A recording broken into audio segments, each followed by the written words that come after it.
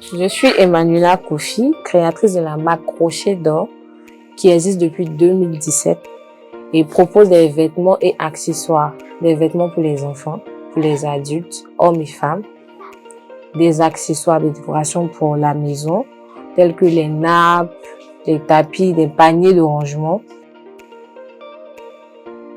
Crochet d'Or, je peux dire que je me suis véritablement engagée en 2020 parce que je me suis retrouvée sans travail et enceinte d'un enfant. Du coup, il me fallait une activité qui allait me permettre d'avoir de l'argent.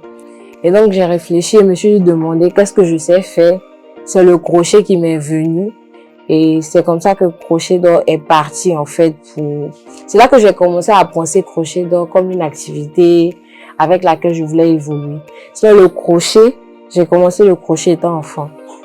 Et c'est ma mère qui faisait le crochet à la base. Et à force de la regarder, j'ai voulu faire.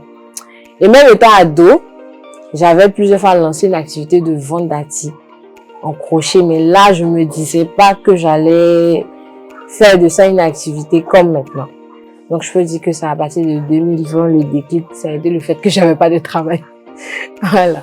Dans le voyage Crochet d'Or, la première difficulté, ça a été mes parents.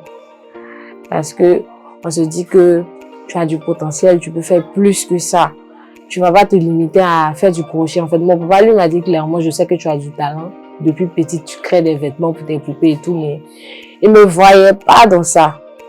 Donc, lui, c'était la première difficulté. Il voulait que je fasse d'autres choses. Donc, quand il me voit en train de faire le crochet, pense à faire autre chose, pense à soutenir, à chercher du travail. Et puis, la deuxième difficulté, c'était de trouver le matériel adéquat. Aujourd'hui, en 2023, on a la chance, le crochet est beaucoup plus vulgarisé par rapport à en 2017 quand je commençais. Donc, il y a des qualités de laine que je trouvais pas ici, que Dieu merci, on peut trouver ici maintenant. Même les crochets qu'on utilise, on n'en trouvait pas ici. Il fallait commander dans d'autres pays et tout ça. Ça, c'était vraiment un casse-tête. Et puis, la troisième difficulté que je peux dire que je rencontre toujours encore, c'est la valeur que les Ivoiriens accordent au travail fait main. Le travail fait main ailleurs, c'est un trésor, mais ici, là, on se dit que bon, tu fais ça à la main, en fait. Pourquoi tu veux faire ça cher et tout? Alors que c'est un bout de ta vie, en fait, que tu donnes. C'est vrai, on vend, on a de l'argent et tout, mais c'est vraiment une partie de ta vie que tu donnes. Une de mes fiertés dans mon parcours avec Crochet d'Or, ça a été mon premier défilé.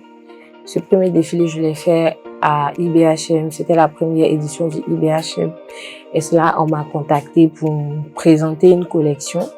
C'était vraiment une fierté parce que j'ai présenté des créations et j'ai vu que les gens appréciaient. Parce que quand je commençais Crochet d'Or, j'avais pas vraiment confiance en moi. À chaque fois que je finissais un vêtement, je me disais, c'est pas joli. Donc, ça a été vraiment une surprise pour moi de voir que plusieurs personnes apprécient mon travail.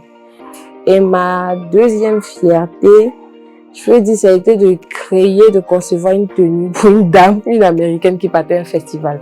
Ça peut paraître banal, mais c'était une fierté pour moi, je sais pas trop pourquoi, mais j'étais quand même fière parce que j'ai eu pas mal de difficultés sur sa tenue. Elle avait des couleurs qu'elle voulait que je trouvais pas, ça a traîné des mois et des mois, et puis finalement, elle a reçu sa tenue, elle a apprécié. Donc je me suis dit, moi, de ma petite commune, là où je suis en train de faire mes fils, mon travail a voyagé et puis il a été apprécié. Donc, ce sont les deux fiertés là qui me viennent à l'esprit tout de suite. Avec mes crochets, les crochets que j'ai eu du mal à trouver. L'une de mes fiertés aussi, c'est d'avoir mon premier crochet ergonomique. Que mon papa m'avait acheté aux États-Unis. C'était la première fois qu'il achetait un matériel de crochet pour moi. Les perspectives, on va dire, je pense à ouvrir un showroom. Voilà, c'est-à-dire sortir du digital pour matérialiser la chose. Voilà. Ouvrir un showroom où des personnes qui aiment Crochet d'Or, les personnes qui portent la marque pourront venir mettre un visage derrière la personne qui fait les crochets. Voilà, ça c'est mon objectif actuel qui est là.